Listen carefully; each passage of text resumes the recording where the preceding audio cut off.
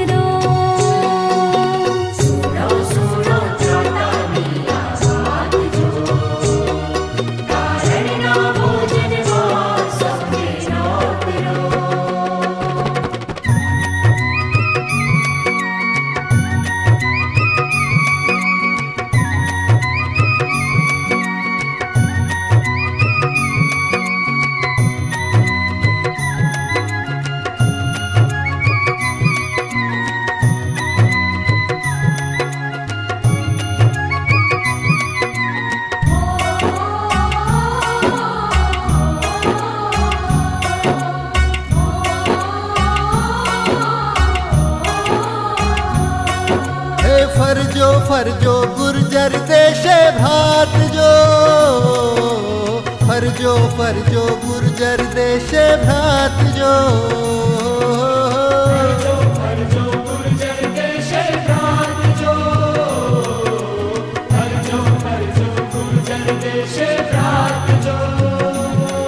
હે ફરજો ફરજો ગુર્જર દેશે ભ્રાતજો.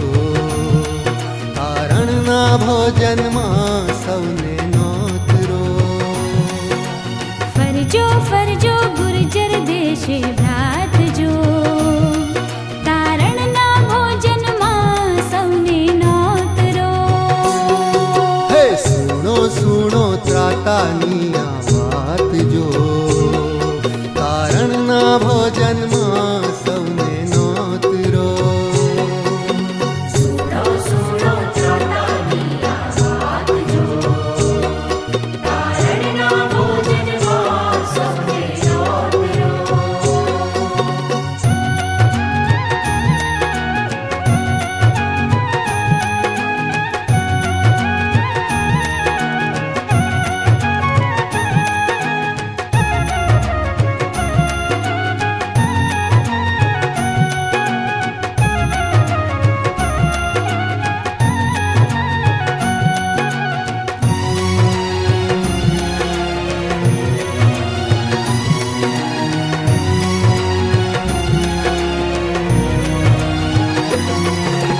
જાજો જાજો શહેરોને સૌ ગામજો. જાજો જાજો શહેરોને સૌ ગામજો.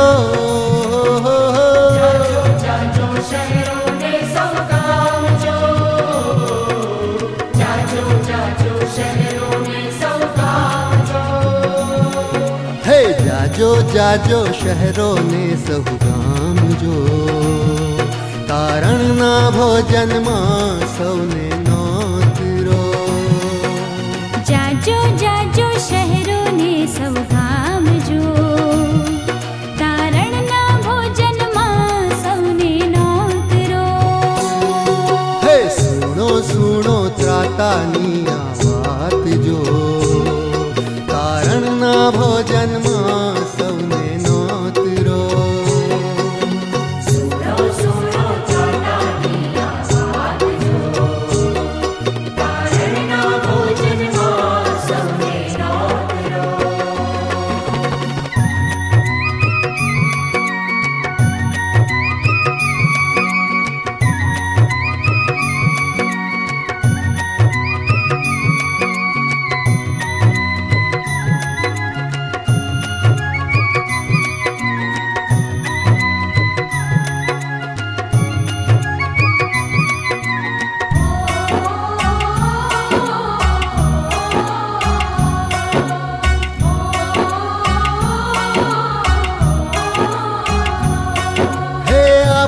આપો જઈને શુભ ઉપદેશ જો. આપો આપો જઈને શુભ ઉપદેશ જો.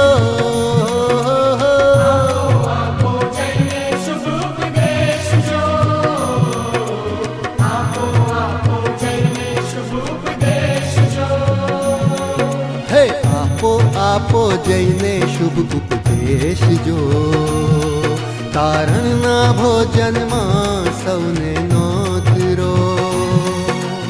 આપો આપો જઈને શુભ ઉપદેશ જો, તારણના ભોજનમાં સૌને નોતરો.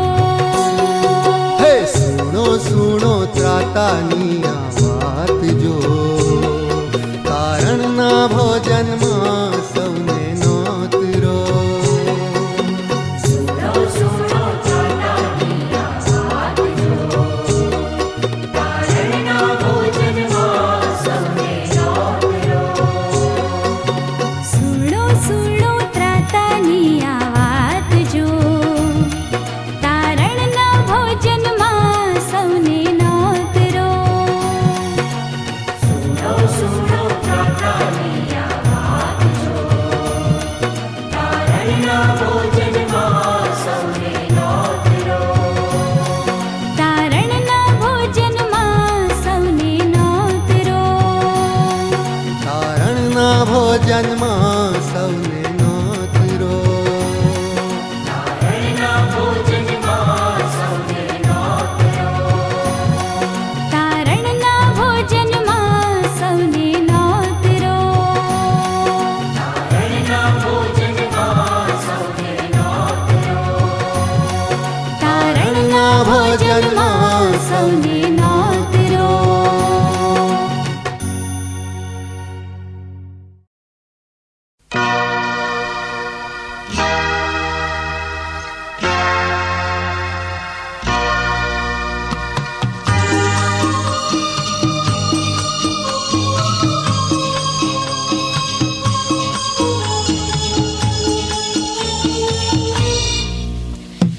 महिमा से तू जो भरा हुआ, ज्योति में सदा रहने वाला, मनुष्यों में होने जन्म लिया, फिर से यीशु जग में तू आएगा.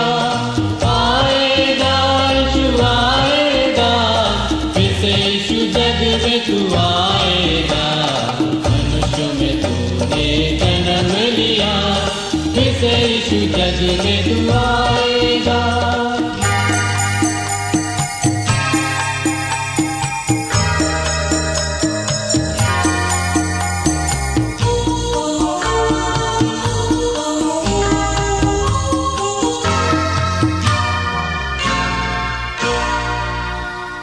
भूमि आकाश में समा न सका, मंदिरों में तू रह न सका. चंद्र होकर चरनी में पैदा हुआ, मन में हमारे घर तू बना.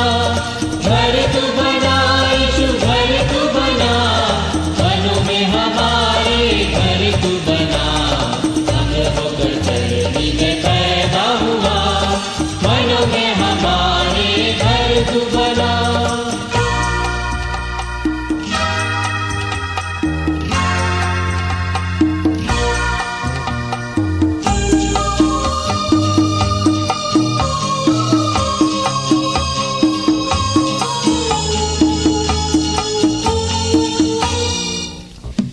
प्रेम में आकर तू ही बसा, लोगों को अपने लिए फिरा. अग्नि और बादल में तू ही दिखा, फिर से यीशु अपना जलवा दिखा. जलवा दिखा यीशु, जलवा दिखा, फिर से यीशु अपना जलवा दिखा. अग्नि और बादल में तू ही दिखा, फिर से यीशु अपना जलवा दिखा.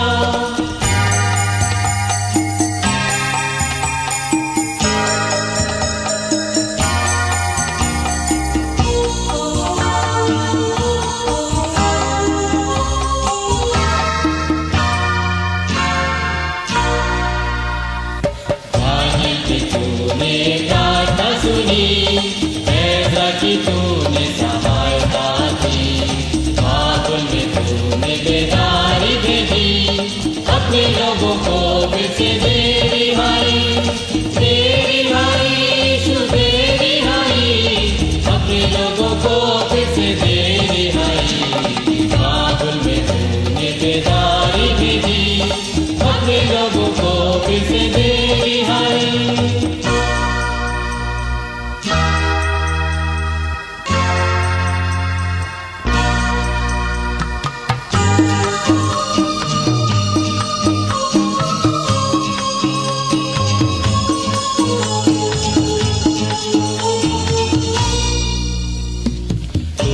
हमारा राजा है, तू ही मुक्ति दाता है, फिर से आने वाला है। प्यारे प्रभु यीशु तू जल्दी आ, जल्दी आ यीशु जल्दी आ। प्यारे प्रभु यीशु तू जल्दी आ, फिर से आने वाला है। प्यारे प्रभु यीशु तू जल्दी आ।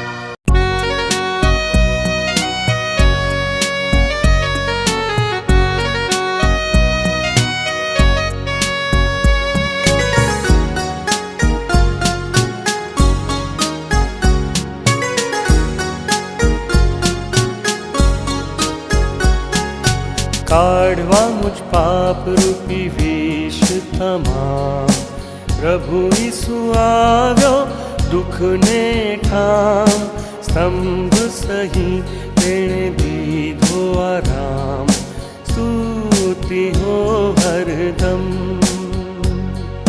स्तुति हो हरदम हरदम, स्तुति हो हरदम। स्तंभ सहित तेरे दीधो आराम, स्तुति हो हरदम।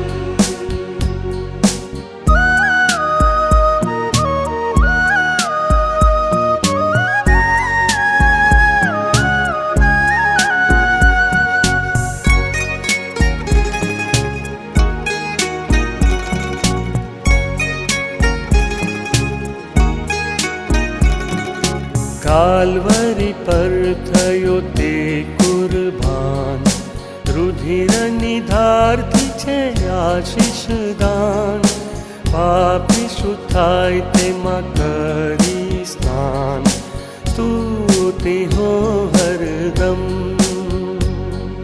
स्तुति हो हरदम हरदम, स्तुति हो हरदम। स्तंभ सहित तेरे दीधो आराम, स्तुति हो हरदम।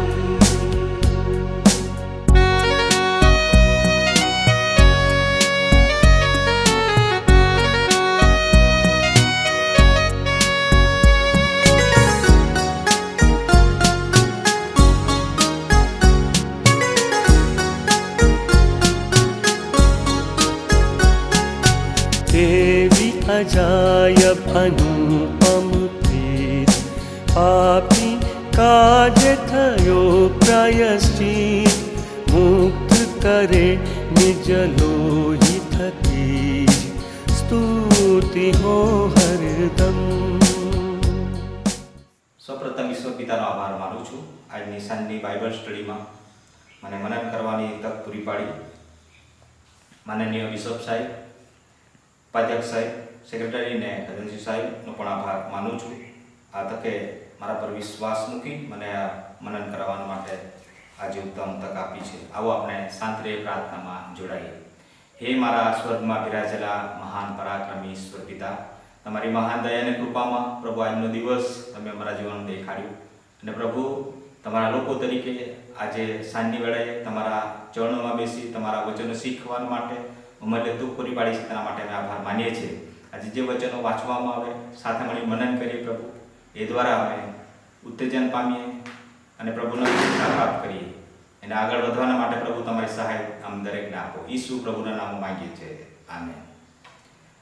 અત્યારે આપણે હબાકુકનું પુસ્તક તેનો પહેલો અધ્યાય 1 થી 4 કલમ વાંચીએ.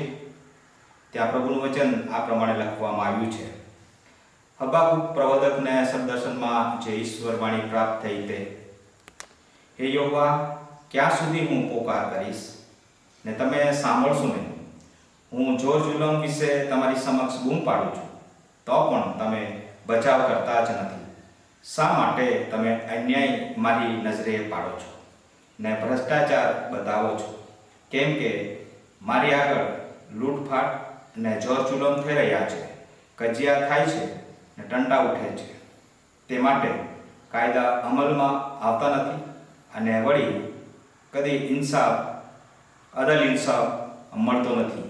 કેમ કે જે સજ્જનો દુષ્ટતાથી ઘેરી લીધા છે, તેથી ઇન્સાફ ઊંધો પડે છે. આ પ્રભુનું વચન છે.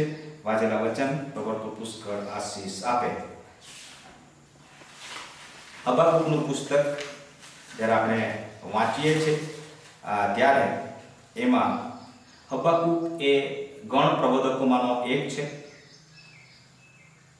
અને હબાકુકનો નામનો અર્થ એ થાય છે કે આલિંગન. અને એનું અર્થઘટન બીજો રાજા 4 અને 16મા વચનમાં આ પ્રમાણે કહે છે, આ સમય વખત આવ્યો તું છોકરાને આલિંગન કરશે. અને માર્ટિન લુથર પણ તે બાબતને લોકોને આલિંગન આપે છે ને તેમને પોતાના બાથમાં લે છે.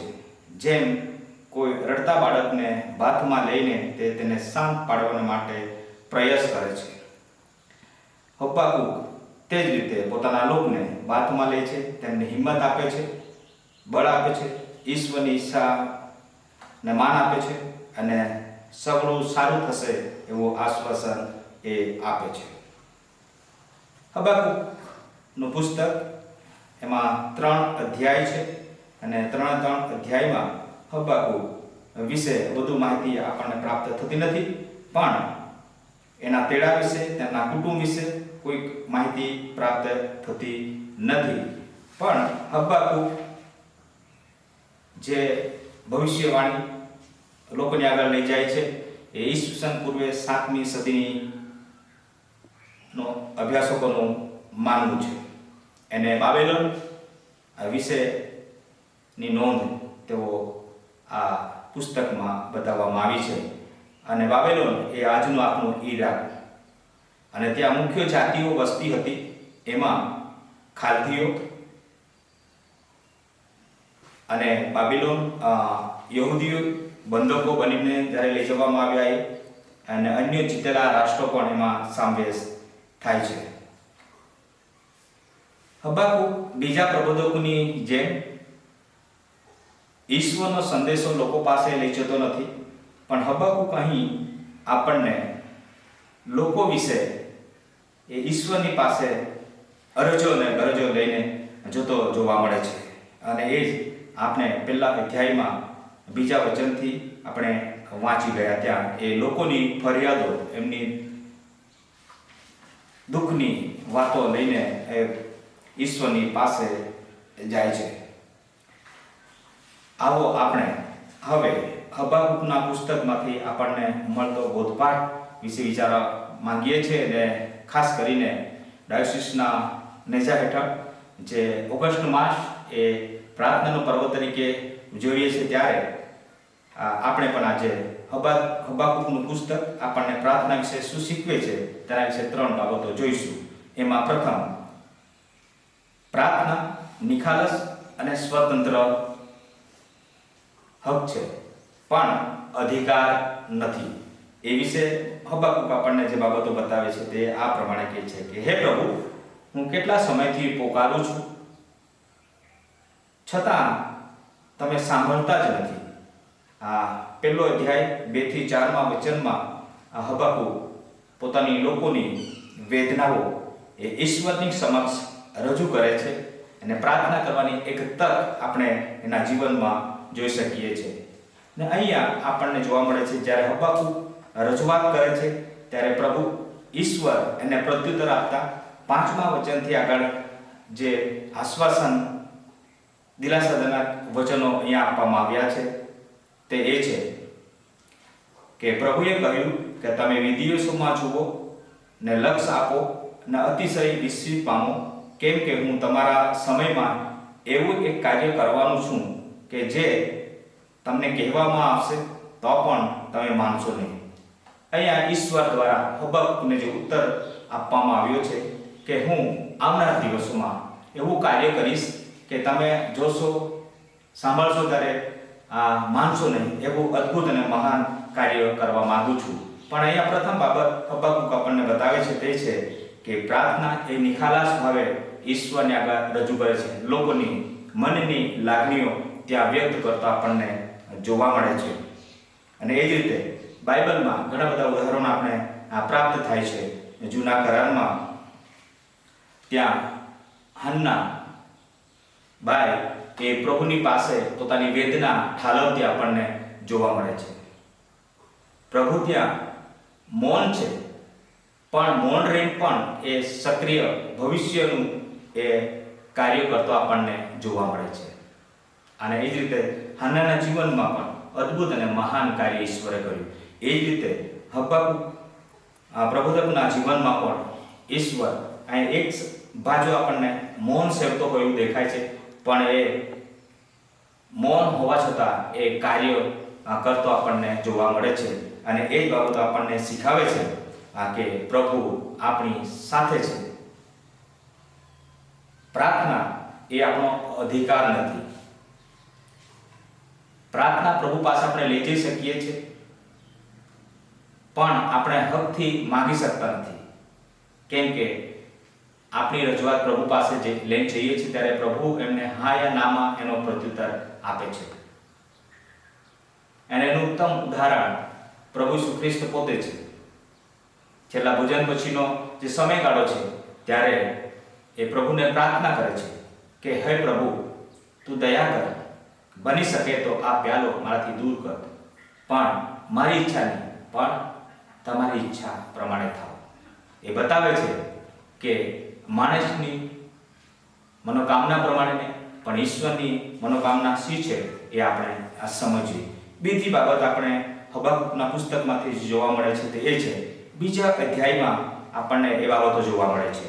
અને ત્યાં હબક્કુક જે વર્ણન કરે છે તે કે હું મારી ચોકી ઉપર ઊભો રહીશ ને બુરજ પર ખડો રહીને જોયા કરીશ કે તે મારી સાથે શું બોલે છે અને મારી ફરિયાદને મને શું ઉત્તર આપે છે. અહીંયા બીજો પોઈન્ટ આપણને જોવા મળે છે તે છે કે પ્રાર્થનામાં ધીરજ, રાહ જોવાની વાત લખવામાં આવી છે. અને હબક્કુકના જીવનમાં એ જ કાર્ય કરતું આપણને જોવા મળે છે. પ્રાર્થનાનો જવાબ આપણને તરત મળતો નથી, માટે વિશ્વાસ સાથે ધીરજથી આપણે પ્રાર્થનામાં લાગુ રહીએ.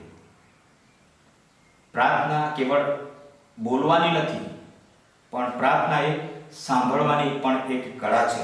અને જ્યારે આપણે ઈશ્વર પર આસ્થા રાખીએ છીએ, વિશ્વાસ રાખીને, ધીરજ રાખીને પ્રભુની પાસે આપણી અરજનો ગરજો લઈ જઈએ છીએ ત્યારે પ્રભુ આપણી પ્રાર્થનાઓ સાંભળે છે અને આપણને ધીરજ રાખવાનું એ હબક્કુકના પુસ્તકમાંથી એક મહત્વનો આધાર સ્તંભ આપણને પ્રાપ્ત થાય છે. તે આપણને ઉત્તેજન આપે છે. અને હબક્કુક પણ એ જ બાબતો આપણને કરતો જોવા મળે છે. અહીંયા જે બાબેલના જે લોકો છે અને એના વિશે જે વર્ણન કરવામાં આવ્યું છે કે બાબેલોન લોકો એ એટલા બધા ધનવાન હતા, એમના હાથમાં સત્તા હતી અને ધારે તે પ્રકારના કાર્યો તેઓ કરી શકતા હતા. અને એવા લોકો હોવા છતાં હબક્કુક આપણને એક બાબત બતાવે છે કે તમારી પાસે ઘર-બાર છે, પૈસા છે, હોદ્દો છે, સત્તા છે, માન છે, સન્માન છે, પણ એ તમને કદાચ પૃથ્વી પર સુરક્ષા આપી શકે, પણ જીવનમાં ગમે તેવી પરિસ્થિતિ નિર્માણ થાય ત્યારે આ પરિસ્થિતિમાં તમને માન, મોભો કે હોદ્દો એ રક્ષણ આપી શકતું નથી. કેવળ અને કેવળ ઈશ્વરની જ અંતિમ સત્તા આપણને રક્ષણ આપી શકે છે, એમાંથી બચાવી શકે છે. એ જ રીતે હબક્કુકના પુસ્તકમાંથી જે આપણને ત્રીજો મુદ્દો પ્રાપ્ત થાય છે તે એ છે કે પ્રાર્થનામાં આનંદ અને વિશ્વાસ. આભા સ્તુતિ આપણને જોવા મળે છે. અહીંયા હબાકૂક જે કલ્પના કરે છે કે પાક પાકે યા ના પાકે, દ્રાક્ષ આવે ને ફળ આવે ના આવે, પણ ગમે તે પરિસ્થિતિમાં જીવનમાં મુશ્કેલી આવે તો પણ હું તો યહોવામાં આનંદ કરીશ. એ બાબત અહીંયા આપણને હબાકૂક ઉત્તેજન આપતા કહે છે. અને અહીંયા હબાકૂકનો જે વિશ્વાસ એ આપણે જોઈ શકીએ છીએ કે અટક અને મજબૂત વિશ્વાસ આપણને જોવા મળે છે. સાચો વિશ્વાસ એ એવો નથી કે ગમે તે પરિસ્થિતિ દૂર કરી શકે, પણ સાચો વિશ્વાસ એટલે એ આનંદ કરાવી શકનાર વિશ્વાસ છે. સાચો વિશ્વાસ કહે છે કે મારી પરિસ્થિતિ મુશ્કેલ હોય તો પણ મારો ઈશ્વર મારી સાથે છે અને મજબૂત ખડક પર ધરી રાખશે, ઊભો રાખશે. માટે હબાકૂકનું પુસ્તકમાંથી આજે આપણે 3 બાબતો શીખ્યા છે કે ફરિયાદ હબાકૂક કરે છે, એની સામે એ રાહ જોવાની વાત લખવામાં આવી છે. વિશ્વાસ સાથે આનંદ આભા સ્તુતિના અર્પણો ચઢાવવાની વાત લખવામાં આવી છે. માટે આજે હબાકૂકના જીવનમાંથી આપણે એ 3 બાબતો જોઈ છે. મુશ્કેલ પરિસ્થિતિમાં પણ આપણે પ્રાર્થના કરતા રહીએ, જવાબ માટે આપણે ધીરજ રાખીએ, અને જવાબ મોડો હોય તો પણ ઈશ્વર પરનો વિશ્વાસ આપણે છોડીએ નહીં. હબાકૂકની જેમ અંતે આપણે એવું કહેનારા બનીએ તો પણ હું યહોવામાં આનંદ કરીશ. એ જ રીતે આજે હબાકૂક આપણને આ 3 બાબતો બતાવે છે. પ્રાર્થનાના મહિનો તરીકે આપણે ઉજવણી કરીએ છીએ ત્યારે આપણી ઘણી બધી રજૂઆત આપણે પ્રભુની પાસે લઈને જઈએ છીએ, પણ આપણો પણ પ્રશ્ન હોઈ શકે ક્યાં સુધી, ક્યારે પ્રત્યુત્તર મળશે. પણ આજે પ્રબોધક આપણને કહે છે કે રાહ જોઈએ, વિશ્વાસ રાખીએ, પ્રભુ એનો ચોક્કસ જવાબ આપશે. એમ કરવાને માટે આજે પ્રભુનું વચન દરેકને પોતાના જીવનમાં મનોમંથન કરવા માટે દરેકને સહાય કરે. આમેન. આપણે શાંત રહીશું, પ્રાર્થનામાં જોડાઈશું. શાંત રહી પ્રાર્થના કરીએ. ઓ આકાશમાં પિતા, તમારી મહાન દયા અને કૃપાને માટે અમે આભાર માનીએ છીએ, સ્તુતિ કરીએ છીએ. અને પ્રભુ આજે જે વચનો અમારી સાથે શેર કર્યા છે એ વચનો દ્વારા પ્રભુ અમારી જાતને અમે તપાસી ચકાસીને પ્રભુ એ પ્રમાણે જીવન જીવન માટે પ્રભુ તમારી સહાય તમે સર્વને આપજો. આ ટૂંકી વિનંતી વાળા તારના પ્રભુ ઈસુ ખ્રિસ્તનામાં માંગીએ છીએ પિતા. આમેન.